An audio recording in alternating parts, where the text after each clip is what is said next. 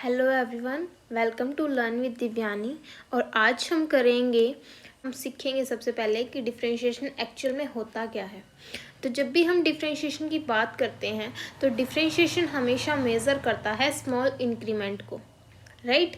मतलब थोड़ा सा भी चेंज अगर किसी भी वैल्यू में होता है तो वो हमें शो करता है क्या चीज़, derivative.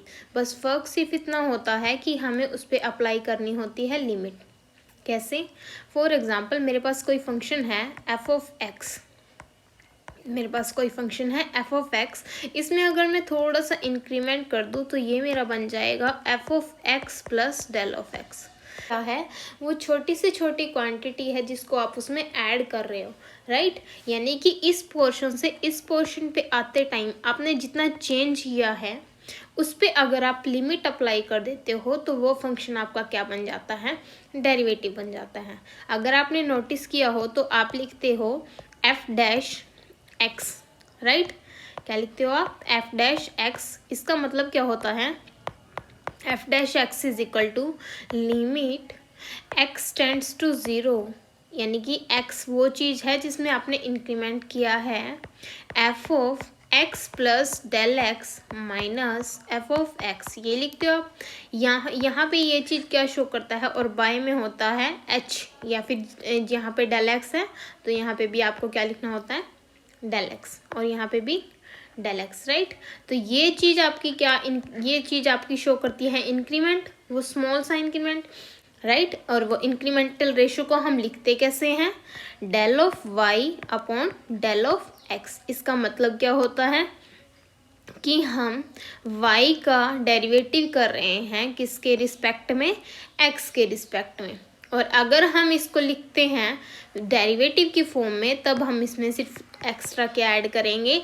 Limit del of x tends to zero del of y upon del of x, यानी कि y का डिफरेंशिएशन विद रिस्पेक्ट टू किसके? x के। और अगर हम इसको अपने नॉर्मल लिखेंगे, क्योंकि हम बार बार लिमिट अप्लाई नहीं लिख सकते, तो हम सीधा क्या लिखेंगे? D of y upon d of x. तो ये हमारी रिप्रेजेंटेशन का मेथड हो गया। अगर हम इन फंक्शंस को सेपरेटली यूज़ कर रहे हैं तो इसका मतलब क्या होगा? डी वाई को हम लिखेंगे डिफरेंशियल, और अगर हम इकट्ठे यूज़ कर रहे हैं इनको d y upon d x, तब हम इनको बोलेंगे डिफरेंशियल कोएफिशिएंट्स, ठीक है। अब बात करते हैं इनके वेरियस टाइप्स की, हम यूज़ कैसे करते हैं इनको, राइट। तो सबसे पहले देखिए, limit x tends to a c where c is a constant. अगर हम किसी भी फंक्शन पे लिमिट लगाते हैं जो कि कांस्टेंट है तो देखिए लिमिट का मतलब क्या होता है कि वो फंक्शन उसको अप्रोच कर रहा है, राइट। यानी कि मान लो अगर मेरा फंक्शन x में नहीं है, h में है, और मैं लिमिट लगा रही हूँ x पे, तो x उसमें ऑलरेडी नहीं है तो फंक्शन क्या रहेगा? ऑलरेडी h में रहेगा। यही बात यहाँ पे ये फंक्शन कर रहा है कि अगर मेरे पास limit x tends to a c है, यानी कि इसमें फंक्शन में x है ही नहीं, तो मेरा फंक्शन क्या रहेगा? कांस्टेंट रहेगा, राइट।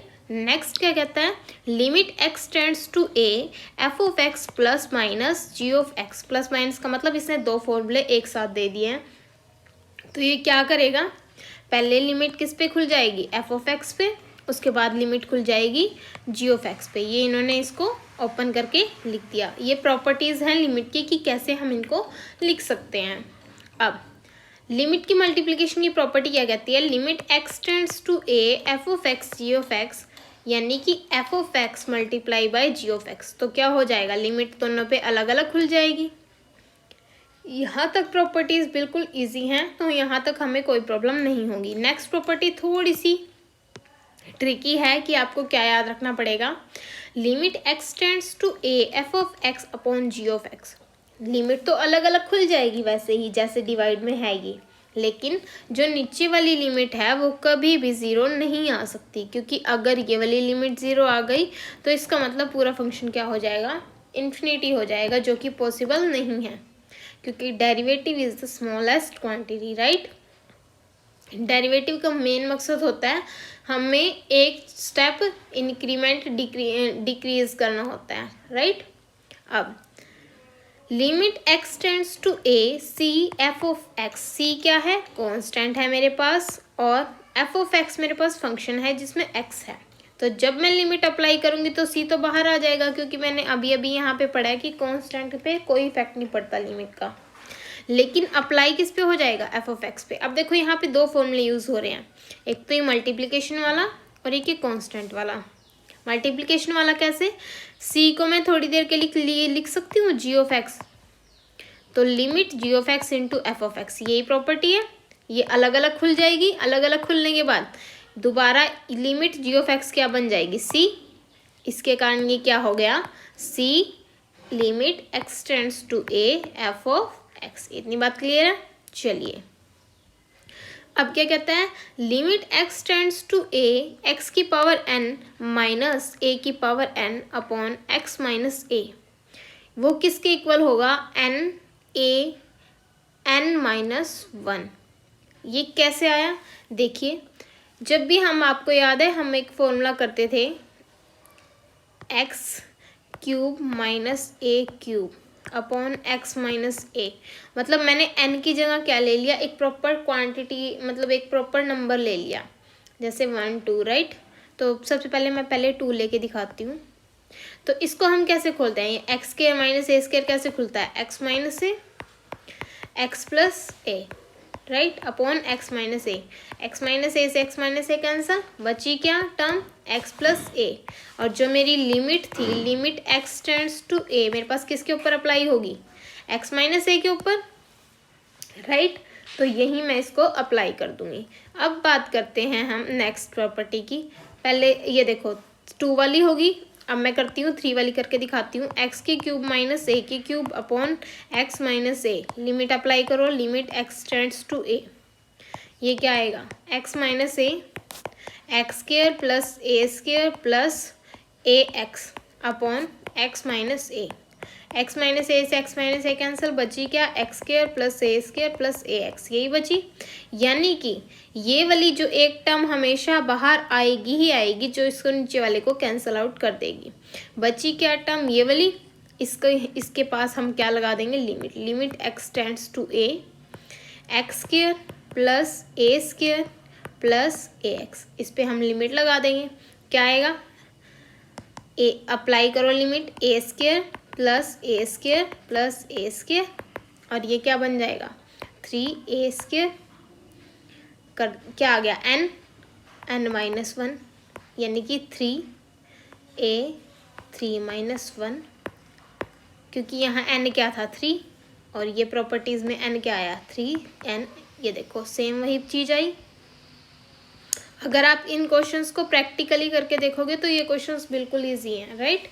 अब बात करते हैं नेक्स्ट की, लिमिट x टेंड्स टू 0। ये हमेशा ना स्टैंडर्ड होगा, हर जगह पे आपको उसका यूज़ करना होगा कि जब भी मेरे पास लिमिट x टेंड्स टू 0 हो और यहाँ पे एंगल साइन का सेम हो, यानी कि जो एंगल यहाँ पे x है तो नीचे भी x हो, यहाँ पे x/2 है तो नीचे भी x/2 हो, यहाँ पे x/4 है तो नीचे भी x/4 हो, तो वो लिमिट मेरे पास क्या बन जाती है, हमेशा 1 बन जाती है। क्या बन जाती है, 1, याद रखना ये बात। सिमिलरली केस 10 के साथ है। अब ये चीज़ हर जगह यूज़ होगी, इसको लिख लेना, मोस्ट इम्पोर्टेंट है ये। जितने भी कॉम्पिटिटिव एग्ज़ाम हैं सब में ये चीज़ आती है। क्यों, क्योंकि अब जो कॉम्पिटिटिव एग्ज़ाम का स्ट्रक्चर है वो चेंज होने लग गया है, जिसमें ये चीज़ और भी ज़्यादा पूछी जाने लगी है कि डेरिवेटिव बताओ किसका, x की पावर n का। तो वो क्या होता है, पावर पहले आगे आ जाएगी और फिर उसमें से एक माइनस हो जाएगा। क्या होगा, पावर पहले आगे आ जाएगी फिर उसमें से एक माइनस होगा। 2-3 बार रिपीट करोगे तो इजीली लर्न हो जाएगा। कैसे, मान लो मेरे पास है x की पावर 4, मेरे पास इसको मेरे को डेरिवेटिव करना है विद रिस्पेक्ट टू x। जो नीचे होता है उसको बोलते हैं विद रिस्पेक्ट टू, यानी कि उसकी रिस्पेक्ट में डेरिवेटिव करना है। तो क्या होगा, 4x 4 माइनस 1, ये क्या बन जाएगा, 4x की 3। तो ये मेरा इसका डेरिवेटिव आ गया, इजी है। चलिए नेक्स्ट क्या कहता है, D upon d of x, किसका, a x प्लस बी की होल पावर n का। क्या करेंगे हम, देखिए अब ये स्टेप आपको सबसे ज़्यादा इम्पोर्टेंट समझना है। क्यों? क्योंकि इसके बेस पे आपके क्वेश्चंस हैं कि पावर n। सबसे पहले आपको क्या करना है, इसने क्वेश्चन में हमने सबसे पहले क्या किया था, पावर आगे लेके आए थे। यहाँ पे भी हम क्या करेंगे, पावर आगे लेके आएंगे। पावर आगे आ गई n, अंदर क्या बचा, ax प्लस बी। और अब मेरे को क्या करना है, पावर में से एक माइनस, तो मैंने क्या कर दिया, पावर में से एक माइनस। अब ये तो थी बाहर वाली चीज़ जिसका मैंने डेरिवेटिव कर दिया। अब मैं अंदर वाली चीज़, ये वाली चीज़ भी तो है, इसका भी तो डेरिवेटिव करना है जो विदाउट पावर है। तो इसका डेरिवेटिव क्या होगा, हमने अभी अभी पढ़ा था सी एफ ऑफ एक्स। देखो याद करवा देती हूँ, ये सी एफ ऑफ एक्स पढ़ा था, यानी कि सी कॉन्स्टेंट एज इट इज़ रहता है और फंक्शन का डेरिवेटिव हो जाता है। तो यहाँ पे सी क्या है, सी ए है और एफ ऑफ एक्स फंक्शन क्या है, एक्स। तो यानी कि ए एज इट इज़ इनटू में चलेगा, ये सारा ए चलेगा, ए एज इट इज़ और एक्स की पावर 1 माइनस 1 आगे आ जाएगा और x की पावर 1 माइनस 1, राइट। यानी कि हमने क्या किया, सबसे पहले पावर के साथ उसका डेरिवेटिव किया, उसके बाद उसका डेरिवेटिव किया विदाउट पावर के। तो ये हमारा अब ऑलरेडी फंक्शन क्या बन गया, n। इसको मैं a को आगे लिख सकती हूँ, ठीक है। और यहाँ पे क्या आ जाएगा, a x प्लस बी की होल पावर n माइनस 1, और ये x की पावर 0, किसी की भी पावर 0 तो वो 1 हो जाता है। तो मेरा ये रिजल्ट निकला। अब देखो चेक करो इसमें रिजल्ट क्या है, रिजल्ट है n a x plus b की whole power n minus 1, right. N a x plus b की होल पावर n माइनस 1। अब differentiation of sine x, sine का डिफ्रेंशिएशन क्या होता है, कॉस एक्स। ये तो सिंपल याद हो जाएंगे आपके, क्योंकि बिल्कुल अपोजिट है।